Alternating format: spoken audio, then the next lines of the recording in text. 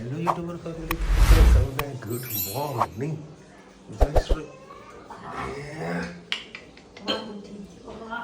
બોલો કેટલું સ્લો બોલ્યો, કેટલું સ્લો અને સંભળાઈ ગયું છે. કાકા જોડે બસ લેતો આવજો ને એને. તો હાલ એને સવાર પડી જાય 8:30 વાગે. કાલે કેટલા વાગે ઉઠી હતી?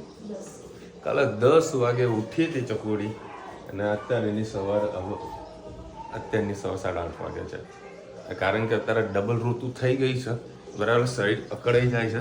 આજે મારા સપનામાં મમ્મી 3 થી 4 વખત કંઈક ચા ધોરાણી, ચા પીવા જો એટલે ચા ધોરાય.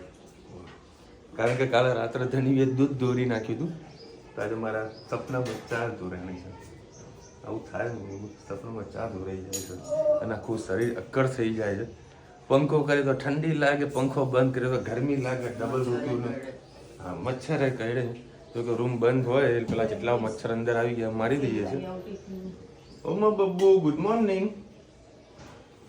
તાજી તાજી ઊંઘવાથી ઉઠી જાય ને એટલે એના તકલીફ પડશે. અને ભાવસ જઈ રહ્યો છે દ્વારકા. દ્વારકા જવાનું? દ્વારકા જવાનું? ટિફિન થઈ ગયો રેડી. અત્યારે જ્યુસ બનાવ્યો છે. ગુડ મોર્નિંગ કેવું માં ધનુ ને ચાલનું. હા હા હા ચાલ. ઓમ આલો દીકો. ચલો છોડ લેડો. ગુડ મોર્નિંગ બોલ. હેલો યુટ્યુબર ફેમિલી, કેમ છો સૌને? ગુડ મોર્નિંગ, જય શ્રી કૃષ્ણ. અને જો કાકા છે ને દ્વારકા જાય છે. બોલ દે કાકા રાધે રાધે. મને કનૈયાલાલ ને કહો રાધે રાધે. બેટા ભક્તિ ભાવવાળી મારો દીકરો, અને એટલો સ્ટ્રોંગ છે સર. હા, બહુ સ્ટ્રોંગ મારો દીકરો તમે. ખરેખર ભાઈ છોકરા કરતા છોકરીઓ કાઠી હોય. તો કેવું હોય, મજબૂત હોય, મજબૂત. માની આ મજબૂત છે મારા બબુડું. તો કેમ આટલું બધું ઊંઘ આવી ગઈ બેટા? કાલે ઉજાગરા કર્યા હતા તે? હે, સરસ મજાનો હેલ્ધી જ્યુસ. ઉપર સારું નિતાર્યું બધું. એવું છે. જો જય શ્રી કૃષ્ણ સૌને. મારા સવારના રસોડામાં આપનું સ્વાગત છે. આજે બુધવાર છે. 2 બુધવારથી મગ નહોતા બનાવ્યા, એટલે આજે પાછા મગ બનાવ્યા. અને અંદર આદુ, મરચાં, લસણ, લીલી ડુંગળી, લીલું લસણ અને ટામેટાં.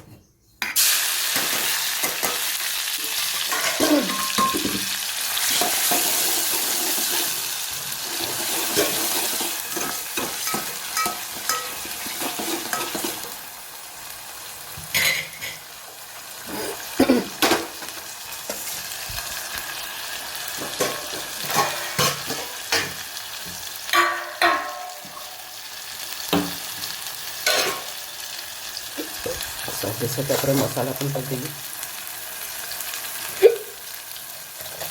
થોડીક હિંગ, ગરમ મસાલો અત્યારનો પણ યાદ કરો. થોડુંક લાલ મરચું, હળદર, ધાણા જીરું. મગમાં મીઠું નાખ્યું છે એટલે થોડુંક જ આપણે મીઠું નાખીએ. સરસ બધું મિક્સ કરી લઈએ.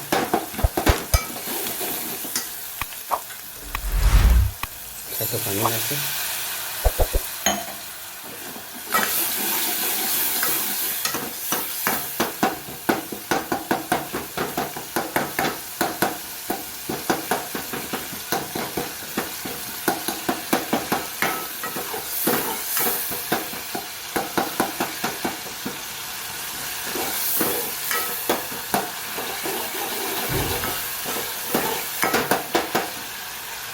સરસ મસાલો થઈ ગયો છે.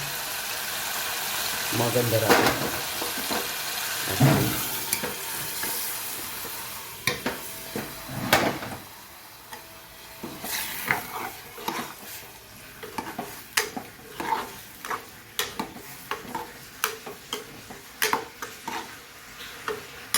થોડા છેલ્લા ધાણા નાખીએ.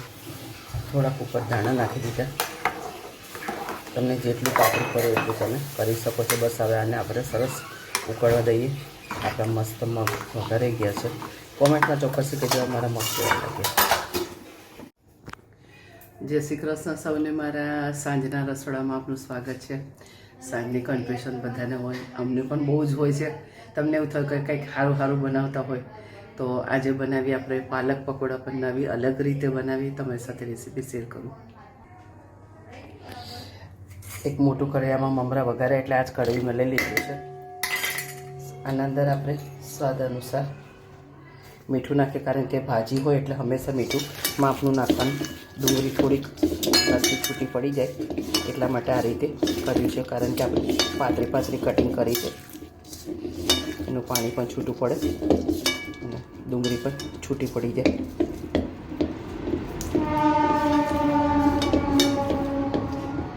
એના અંદર લીલું લસણ અને લીલા મરચાં વાટીને નાખ્યા છે. મેથી અને પાલક બેને સારા કરીને આપણે ધોઈ નાખ્યા છે. એના અંદર આપણે જરૂર મુજબ નાખીશું બેસન. આ ચારીને મેં ભર્યો હતો. એના અંદર નાખીશું આપણે હળદર, ધાણા જીરું અને હિંગ, ચપટી સેજ ગરમ મસાલો. બધી વસ્તુ સરસ દબાવતા જઈ અને આપણે મિક્સ કરતા જઈશું, કારણ કે પાલક પોતાનું પાણી છોડતું હોય છે. અને મોટા વાસણમાં એટલા માટે જ મેં કર્યું કે આપણને હલાવતા અને મિક્સ કરતાં સારું ફાવે. સરસ આપણે મિક્સ. આના અંદર મારે 2 ચમચી ભરીને ચોખાનો લોટ નાખ્યો અને 3 ચમચી ઉપરથી મારે બેસન નાખવો પડ્યો હતો. અને ત્યાર પછી આટલું સરસ આપણે મિક્સ સરસ ખીરું તૈયાર થઈ ગયું છે. હવે આને વધારે ટાઈમ રહેવા દેવાનું નહીં. હવે આપણે તેલ મૂકી અને એના પકોડા તળી દઈએ. હવે આપણે કઢીની તૈયારી કરીશું. 2 ચમચી જેટલું મેં બેસન લીધો છે. તમારે જેટલું કરવું એ પ્રમાણે તમે બેસન લઈ શકો છો. બેસનને આપણે સરસ પહેલાં મિક્સ કરી અને ગાંઠા ના રહે એવી રીતે કોરી લઈએ.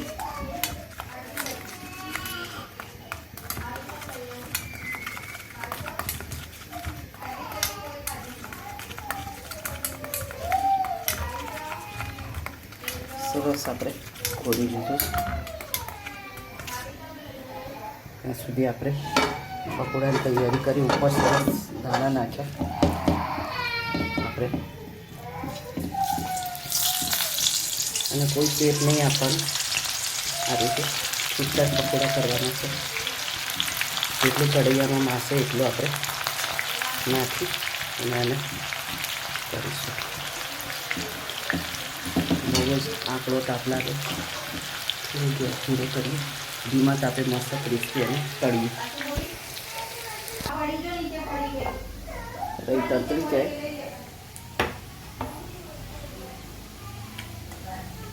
આના અંદર ગ્લાસ ભરીને આપણે હાલ પાણી નાખી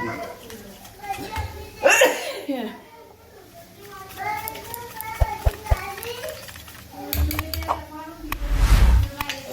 રહી તતરી જાય. હા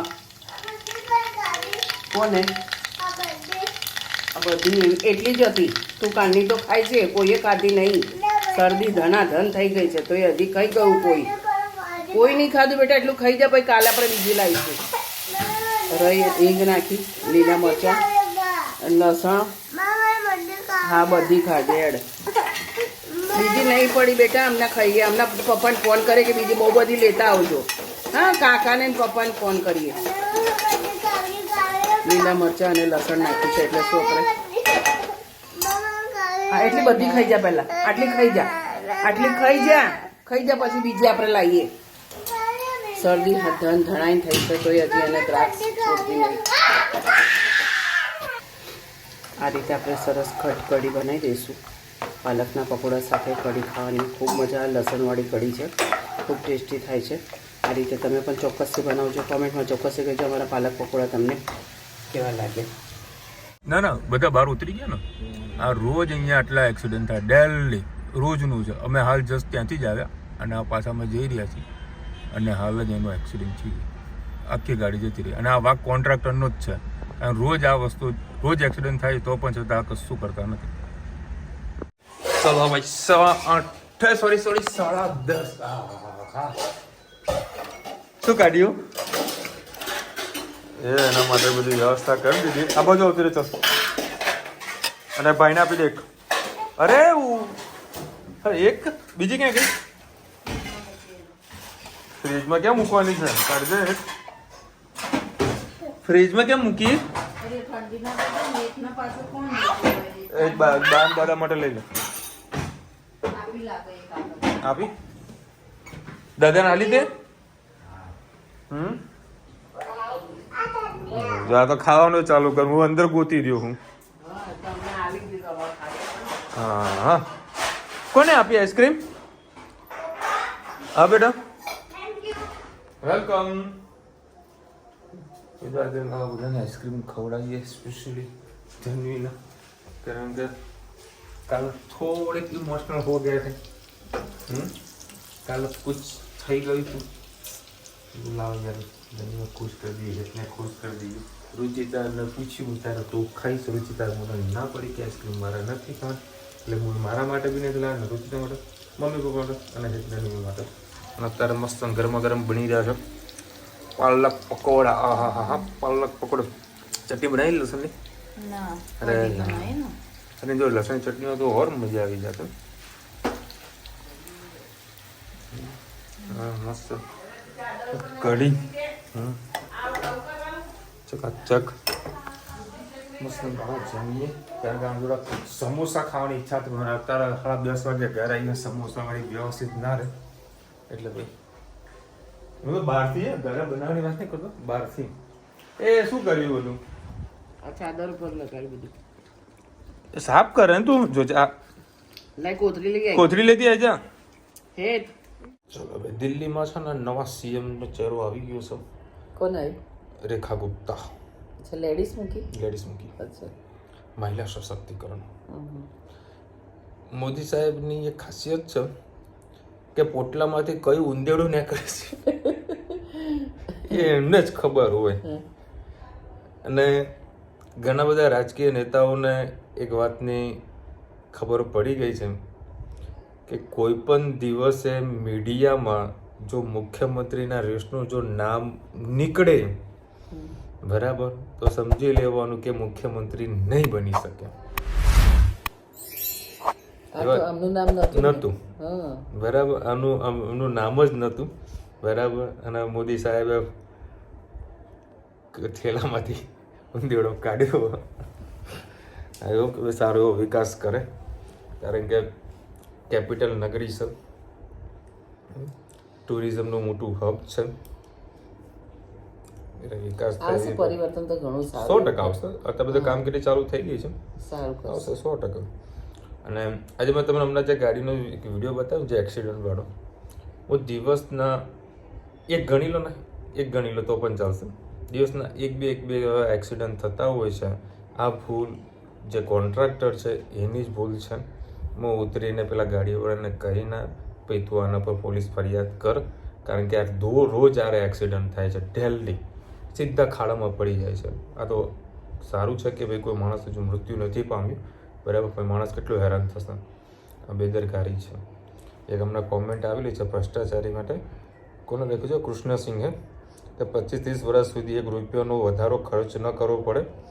ખાસી મોટી કોમેન્ટ લખેલી છે કે ગટરનું પાણી છે નદીમાં છોડવા પહેલાં એનું શુદ્ધિકરણ કરવું પડે પછી જ છોડાય. પણ આપણે ત્યાં ભ્રષ્ટાચાર છે એટલે બધું થઈ જાય છે, થાય છે. અમુક વખતે છે ને લોકો આ કાળા કામ કરતા હોય છે અને બધું જવા દેતા હોય છે. આજની તારીખે અમારા ગાર્મેન્ટની અંદર અમારે વોશિંગ જે ડેનિમ જીન્સ બને ને એમાં ઘણા બધા લીટરનું પાણીનો ઉપયોગ થતો હોય છે બરાબર. હવે કોઈ માણસ હવે 40-50 લાખ રૂપિયાનું ઇન્વેસ્ટમેન્ટ થાય છે આખા પ્લાન્ટનું બરાબર. એનું પાણીનું શુદ્ધિકરણ કરવા બેસે ને તો એમાં પાણી વધારે આવતા પણ નથી, અને પાણીનું પ્લાન્ટ બધું નાખી દીધું હોય અને 2 મહિના પછી નવી ગાઈડલાઈન આવે કે આ તમે જે પ્લાન્ટ નાખ્યો છે ને પાણી શુદ્ધ કરવાનો એ વેલિડ નથી બરાબર. એટલે અમુક વખતે જે તે અધિકારીને જ ખબર નથી કે ભાઈ આનું ટ્રીટમેન્ટ કઈ રીતનું કરવું બરાબર. ખાલી નિયમો બનાવે છે ઓન ધ સ્પોટ, પણ એને જો પ્રેક્ટિકલી લાવવું પડે ને એ નથી લાવી શકતા.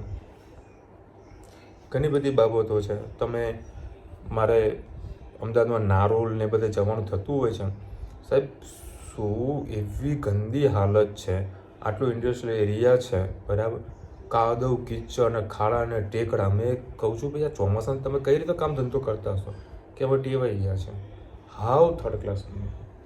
આટલું કમાઈને આપે છે એ એરિયા આખું કમાઈને આપતો તો એ તો કંઈક ડેવલપમેન્ટ તો હોવું જોઈએ ને, પણ ઝીરો છે. નૈનાબેન લખી રહ્યા છે, અમારા પડોશી 8 દિવસ પહેલા જઈને આવ્યા, પાણી સારું છે, અમારી માટે બોટલ ભરીને લાવ્યા, અમે પણ નાયા, પણ સારું છે. રજની ગંદી છે, સારું છે, રજની ગંદી છે. મારો એક મિત્ર બી હમણાં જઈને આવ્યો, મને એને કીધું કે વિશાલભાઈ એવું કંઈ તકલીફ જોવું નથી, બરાબર, કારણ કે આમ બી આપણે બધાને પાણી ચોખ્ખું જ લાગે, અને પ્લસ જે પાણી છે ને એ વહેતું જ આવે છે. પણ આ લોકો શું કર્યું, અમુક બંધ બાંધી દીધા છે, એટલે એ પાણી તો પહેલામાં નદીમાં ન વહેવાય ને, એટલે તમને એક તળાવ જેવું સાઈડમાં કરી આપ્યું કે આનામાં તમારે નાવું. હવે એના અંદર કેટલાય ડૂબકી મારતા, પેલું વહેતું પાણી નહીં, અને આવી રીતે કરીને બનાવે જ્યાં આસ્થા હોય ને ત્યાં ચૂપ રહેવા મજા છે. હમણાં જ મેં એક પ્રયાગરાજનું એક રીલ્સ જોઈ હતી, એક બ્રિજ જાય છે, એટલે બ્રિજના નીચે બધા પબ્લિક ચાલતી જાય છે.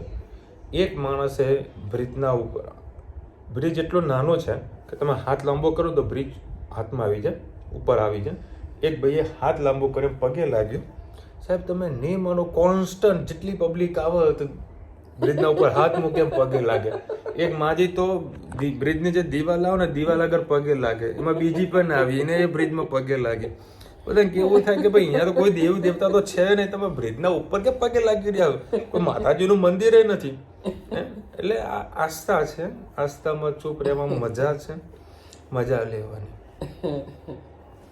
કારણ કે આસ્થાને આગળ બહુ વધારે આપણે ના બોલી શકીએ, એ બધી ઘણી બધી વાતો છે, પણ કારણ કે અમુક વખતે શું છે, લોકોને સત્ય ગમતું નથી, બરાબર, એટલે આપણે નથી બોલી શકતા.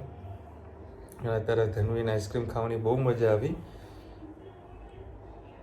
મારા જોડે આવીને તે બેઠી ને મમ્મી, એની જે ડીશ હતી ને, બરાબર, આઈસ્ક્રીમ પતી ગઈ, ઊભી થઈ, ડીશ મૂકીને આવી, મને કે પપ્પા હેન્ડ વોશ આવો મને કરાવો.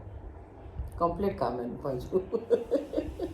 એની પોતાની ડીશ ત્યાં બહાર મૂકીને આવી, જે વાસણ ઘસાતા હોય ત્યાં ડીશ મૂકીને આવી. કાલે એનાથી દૂધ ધોરાઈ ગયું હતું તો ફટાફટ રુચિદા જોડે છે કે મમ્મા પોતું આપ, હું પોતું મારી દઉં, બરાબર. અને કાલે ખૂબ અલગ પ્રકારનો થોડોક ઇમોશનલ થઈ ગયો હતો, બરાબર, એટલે મેં વિડીયોમાં તમને કશું બતાવ્યું પણ નથી શું મેટર હતી, બરાબર. આજે મને ઈચ્છા થઈ બધું આવ્યું, હું લાવ રુચિદાને પહેલાં પૂછી લઉં, બધું આઈસ્ક્રીમ લાવું કે ન લાવું, કારણ કે થોડી શરદી થઈ ગયેલી છે. રુચિદાએ વળી ફોન કર્યો તો સ્પીકર ફોન પર ધનવીબેન સાંભળી ગયા કે હા પપ્પા લેતા આવો તમે, એટલે બધા માટે આઈસ્ક્રીમ લઈ દીધી. કાલે બહુ જોરદાર થઈ ગયું હતું, ગજબ થઈ ગયું. ચલો મળીશું નવા વિડીયો સાથે, નવા મોજ મસ્તીની સાથે. ત્યાં સુધી અમને આપણો જય હિન્દ, ભારત માતા કી જય. અને વિડીયો ગમે તો ફટાફટ લાઈક કરો, શેર કરો, સબસ્ક્રાઈબ કરવાનું ભૂલતા નહીં. રાધે રાધે.